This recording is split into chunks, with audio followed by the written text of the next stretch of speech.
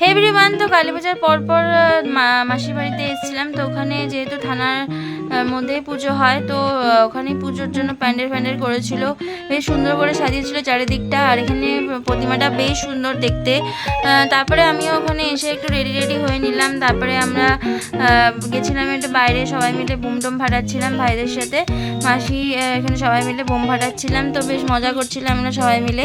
তো এদিকে ওরা সবাই মিলে বোম টোম ফাটাচ্ছিল, তারপরে আমিও একটু ওদের থেকে বোম নিয়ে একটু ফাটানো শুরু করলাম। তো তারপরে আমরা বোম টোম ফাটাচ্ছিলাম, তারপরে বোম টোম ফাটিয়ে আমাদের একটু বাইরে ঘুরতে যাওয়ার কথা ছিল। তো তারপরে আবার ঘরে এসে প্রসাদ খেয়ে নিলাম। যখন যেহেতু নিত্য পুজো হয়, তো নিত্য পুজোর যে প্রসাদ ছিল ওই প্রসাদ দিয়ে দিয়েছিল সবাইকে, তো ওটাই খেয়ে নিয়েছিলাম। তারপরে মাসিদের সাথে একটু বেরিয়েছিলাম ঘুরতে। তো এখানে একটা প্যান্ডেলে ক্লাবে ওখানে বড় করে পুজো হয়, তো ওটাই দেখতে গেছিলাম কালীমা ঠাকুরটাকে। ঠাকুরটা বেশ উঁচু আর লম্বা ছিল, ভালোই লাগছিল ঠাকুরটাকে। তো এইভাবে আমরা ঘুরে টুরে তারপরে গেছিলাম আর একটা প্যান্ডেলে, তো ওখানেও কিছু ভালো লাগছিল। তো ওখানে ওই প্যান্ডেলটাও বেশ ভালো করেছিল আর প্রতিমাটাও বেশ ভালো করেছিল, ভালো লেগেছে। তো ঘুরতে ঘুরতে আমরা একটু গেছিলাম একটু চপ আর ঘুগনি দোকানে। তো চপ ঘুগনির দোকানে খেয়ে নিলাম একটু চপ ঘুগনি, তো বেশ ভালোই লাগছিল।